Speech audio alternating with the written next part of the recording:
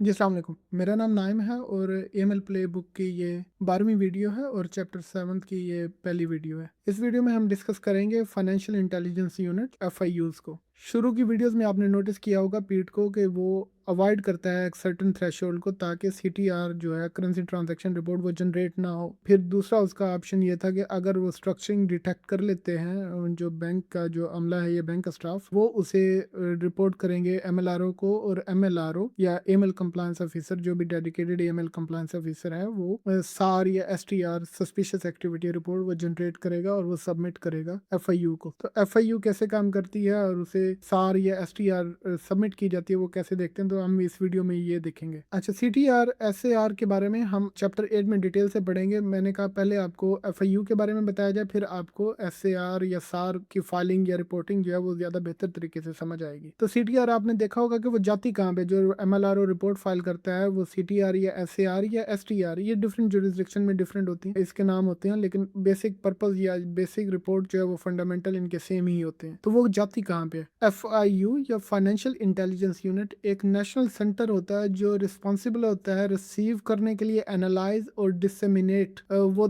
तमाम इंटेलिजेंस जो financial institution उसे भेजते हैं। फॉर एग्जांपल कोई बैंक हो गया, अगर वो सीटीआर रिपोर्ट जनरेट करता है तो वो एफआईयू को रिसीव होती है और एफआईयू उसे इन्वेस्टिगेट करता है रिसीव करने के बाद, और अगर उस पर कोई कार्रवाई करनी हो तो वो मुतलका जो लॉ इन्फोर्समेंट एजेंसीज हैं उन्हें भेजता है। फॉर एग्जांपल अगर कोई टैक्स इवेजन हुई है तो वो टैक्स ऑफिस को भेजेगा, अगर कहीं पे करप्शन हुई है तो वो जो करप्शन के रिलेटेड जो इंस्टीट्यूशन है उन्हें भेजेगा। फॉर एग्जाम्पल जैसे पाकिस्तान में नैब है तो नैब को भेज सकते हैं, और इसके साथ साथ अगर कोई ह्यूमन ट्रैफिकिंग हुई है तो मे बी एफआईए को भेज दिया जाए। तो ये डिफरेंट इदारे होते हैं, रेगुलेटरी बॉडीज होती हैं, उन्हें भेजा जाता है। तो एफआईयू का काम होता है रिसीविंग, एनालाइजिंग एंड डिसेमिनेटिंग। तो डिसेमिनेट करते हैं रिपोर्ट को, हम इसे देखते हैं। और एफआईयू का काम जो है ये 29th रिकमेंडेशन है एफएटीएफ की। यहाँ पे एक और चीज नोट करने की ये है कि फॉर एग्जाम्पल अगर कोई बंदा मुख्तलिफ बैंक्स में अपना अकाउंट खुलवा लेता है, लेट से अगर किसी बंदे ने अगर पाकिस्तान में है तो वो उसने मेजान बैंक में अकाउंट खुलवा लिया और एचबीएल में खुलवा लिया। अब ये पॉसिबल है कि वो मेजान बैंक और एचबीएल तो आपस में अपने कस्टमर का डाटा एक दूसरे के साथ शेयर नहीं करेंगे, लेकिन अगर एचबीएल और मेजान बैंक दोनों ही सीटीआर रिपोर्ट जनरेट कर रहे हैं किसी कस्टमर की और सेम डे में हो रही है, तो वो फिर एफआईयू उसे एनालाइज बेहतर तरीके से कर पाएगा। या मुख्तलिफ बैंक्स के थ्रू अगर आपकी इन्फॉर्मेशन जा रही है या किसी भी कस्टमर की जा रही है तो वो एफआईयू उसे एनालाइज कर पाएगा, क्योंकि उसके पास बिगर पिक्चर होगी उसे देखने के लिए, उस चीज को एनालाइज करने के लिए। इसी तरह अगर किसी कस्टमर की सस्पिशियस एक्टिविटी रिपोर्ट बार बार जनरेट हो रही है तो वो भी एफआईयू के पास जाएगी मुख्तलिफ इंस्टीट्यूशन से, तो वो उसे एनालाइज कर पाएंगे। 1995 में एफआईयूज का या फाइनेंशियल इंटेलिजेंस यूनिट का एक ग्रुप फाउंड किया गया था ब्रसल्स में, उसे एगमंट ग्रुप का नाम दिया गया था। एगमंट ग्रुप ने एक सिक्योर वेब बनाई है जहां पे तमाम एफआईयूज, ऑलमोस्ट 160 एफआईयूज जो हैं वो आपस में कोऑपरेट करती हैं, डाटा एक दूसरे के साथ शेयर करती हैं, ताकि अगर कोई क्रॉस बॉर्डर इंफॉर्मेशन है किसी एफआईयू की तो वो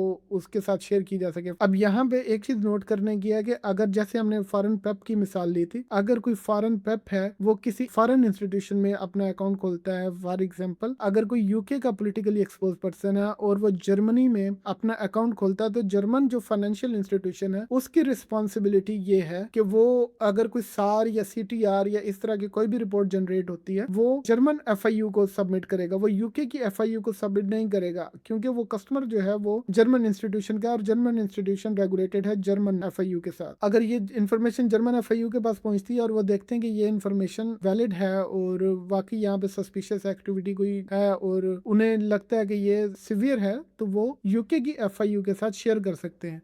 तो ये ग्लोबल कम्युनिकेशन नेटवर्क है जहाँ पे एक कंट्री की इंफॉर्मेशन दूसरी कंट्री के साथ शेयर की जाती है। एफआईयू आपस में ये सिक्योरली शेयर करती है इंफॉर्मेशन। तो इससे क्या होता है कि मनी लॉन्ड्रिंग को रोकना या टेररिस्ट फाइनेंसिंग को रोकना काफी आसान होता है, क्योंकि अगर कोई शख्स यूके में रिजाइड कर रहा है या यूके में रह रहा है तो उस पर यूके के लॉ अप्लाई होगा, जर्मन उससे जाके नहीं पकड़ सकते। तो वो फिर यूके की जो फाइनेंशियल इंटेलिजेंस यूनिट है उसे बताएंगे, उसे सारी इंफॉर्मेशन प्रोवाइड करेंगे। अब यूके की एफआईयू फिर उसे एनालाइज एनालाइज करेगी और फिर वो जो उनके मुतलका एजेंसीज हैं वो उसे बताएंगे। तो इस तरह उस इंडिविजुअल के खिलाफ अगर कोई कार्रवाई होनी है तो वो होगी। तो एफआईयू करती क्या, ये रिसीव करती है रिपोर्ट, जो भी फाइनेंशियल इंस्टीट्यूशन हैं उनसे रिसीव करेगी रिपोर्ट, फिर उन्हें स्ट्रेटेजिकली एनालाइज करेगी, बिगर पिक्चर देखेगी, मुख्तलिफ इंस्टीट्यूशन से रिपोर्ट आ रही हैं तो वो उसे रिसीव करते हैं और उसके बाद डिसमिनेट करते हैं मुख्तलिफ इंस्टीट्यूशन को, मुख्तलिफ रेगुलेटरी अथॉरिटीज को या रेगुलेटेड एजेंसीज को या लॉ इन्फोर्समेंट एजेंसीज को। यहाँ पे एक चीज नोट करने की कि एफआईयू खुद से इंफॉर्मेशन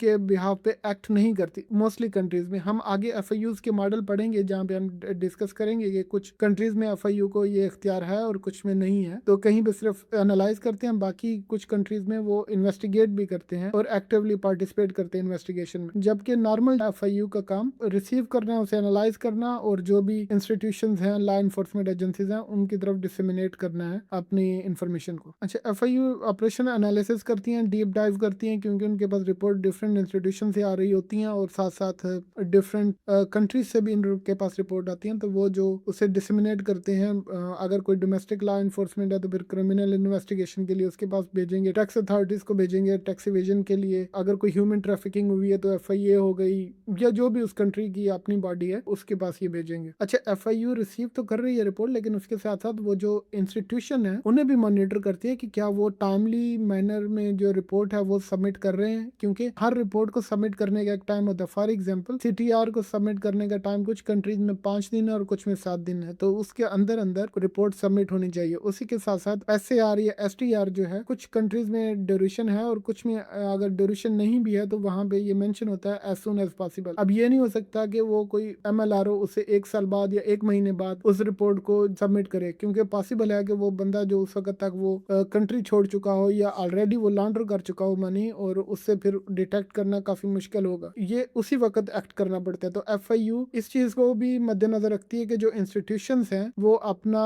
काम प्रॉपरली कर रहे हैं, क्या वो वाकई रिपोर्ट जो जनरेट हो रही है उसे टाइमली मैनर में सेंड कर रहे हैं या नहीं कर रहे, और वो जो रिपोर्ट है उसकी क्वालिटी भी ठीक है या नहीं। तो ये सारा कुछ भी एफआईयू करती हैं। नेक्स्ट पार्ट में हम एफआईयू के मॉडल देखेंगे, क्वालिटी देखेंगे, गुड सस्पिशियस एक्टिविटी रिपोर्ट की और की डेफिनेशंस को भी हम डिस्कस करेंगे। अब तक के लिए इतना ही। अगर आपको वीडियो अच्छी लगी है तो इसे लाइक करें, चैनल को सब्सक्राइब करें, बेल आइकन को प्रेस कर लें साथ में, और वीडियो अपने दोस्तों के साथ शेयर करें। हमारा व्हाट्सएप ग्रुप आप ज्वाइन कर सकते हैं जहाँ पे हम डिस्कस करते हैं एमएल के बारे में। बहुत शुक्रिया।